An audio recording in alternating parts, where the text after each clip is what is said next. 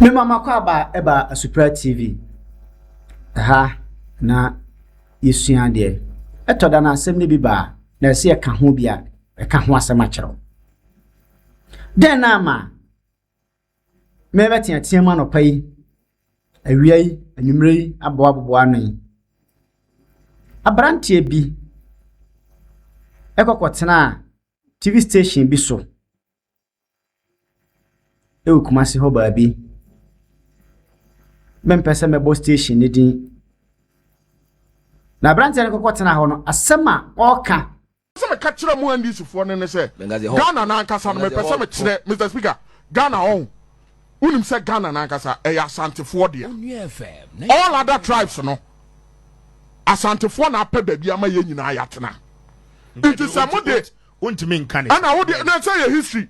Ana me kire wo say every tribe is as important. Ana me obi are important but omo as Ghana ye omo di ankasa ya Asantefo. On which basis? Ana omo ankasa ma ye baby because tribes in Kadi na Mr. Speaker baby abenga. Fie me mesel. Omo beto ye, omo beto for. Iti o de me kama sam so. Yes. Me kama sam so. Mary. Nanu ya me di afutro. Efa me Facebook handle so. Ede ma NPP National Executives ene Dr. Mahmudu Bawumia. Sasa sankrofo we num binum so ma hwɛ mo yie na so ma sankrofo binum kasama MPP party no. Ebe wukura. Esanse MPP party enya Asantefo nko ane to aba MPP party. Na MPP party nya Asantefo de a. Eye Ghana fo nyina de a. Eni ti se communicator bi a wabon kokotena radio station and a TV station na say oh yeah this tribal policies no for MPP and then MPP for assemble nepo isan say South Kasa MPP Asantefo de a e say obi abunu ni bi obi amfanti ni bi obi ye wasa ni bia obi a oye srem ni bia no ento aba MPP isan say Asantefo de a. Can Ashanti alone build a party? Party MPP party ni enipa miensa na ye party no. Aye buzia. Dombo. Ene ni oka ho. Buzia enya Ashanti ni. Dombo enya Ashanti ni. Eti ada na aka MPP party Ashanti for there. Dombo nodna. Buzia nodna. Ni aka na ya Ashanti ni a. Fine, mon fama Ashanti. Mesre. Sa branti akro ye asema wo kan se. Ghana nya ya Ashanti man dia. You are so ignorant. You don't even study. You don't know your history. Fahena Asantefo free yo mo kokotena ba bi o motende. No mo ntebono man so bi. Na sa Asante no mo tebono man so bi a. Bono man so no na yo mo de ana. Mestre se sansensem we MPP for makwan masankrofo we no ma. Omo nsua de na omo ne na mo from home communicators e bi kura pa no ne hweye. Engu MPP party because MPP party no e nyansafo party. MPP party e akrachefo party. Enya MPP party nana oya papa hwe akwa o fere kura so bekom no enya MPP party a nana de identity na MPP party na ba so low to a sense MPP enkwan na dwo enti ano sini bia timi sabinum ena no sini bia timi kokogina MPP mu kan ope bia. Look at the people who are leading MPP today. Eto da metnasi dwenia na emeya former president Yekufo wen Honorable J.H. Mensah owen Honorable Kojo Ajeda Akun ofa hen Honorable J. Otanka Obichabilante ofa hen Sanyansafo we omo hen Honorable Asamoah Aboaten mo hen na de party AYC mesre Empayinfo mo ho mun ko mo krachi bia no mesre mo ada Council of Elders NEC Munsore na party no, NPP party no, Papa Hwe Akwafo ne ya agi asai no. I don't care. And I don't mind you insulting me. Opinions are like noses. Somebody's own is pointed. Obidie ate say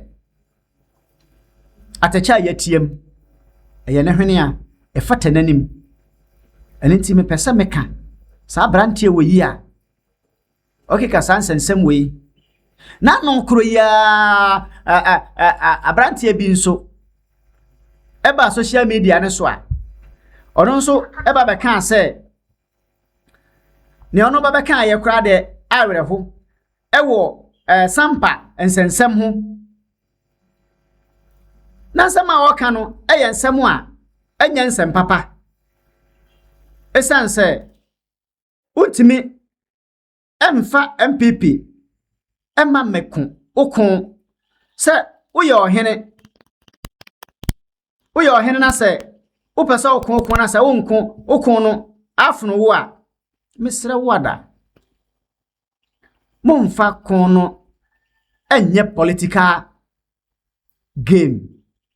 Esanse se ye ahinsam no ndis ni MPP a ye seye manyi.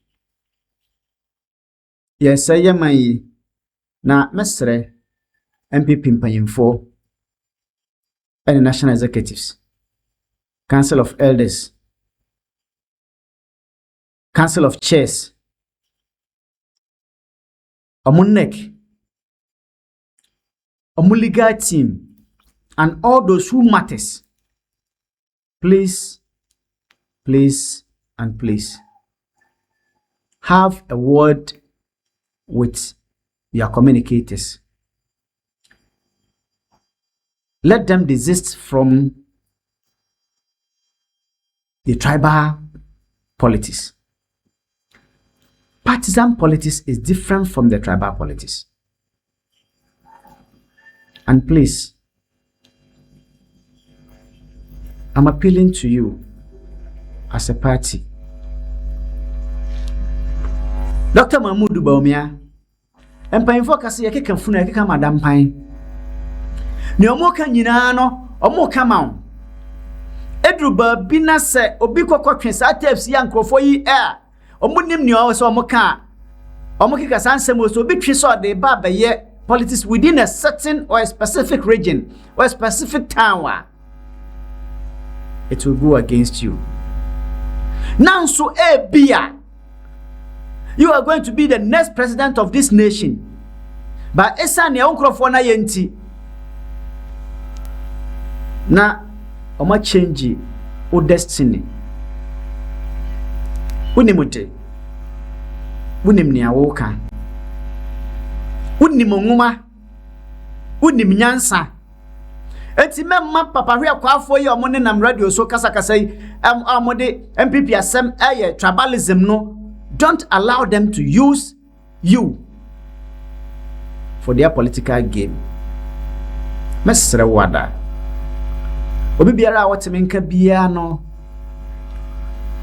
Onsie wura former Vice President Dr. Mahmoud Baumia said, "Nkrofo bi say nitini na omo say MPP party na enne onu ye leader no.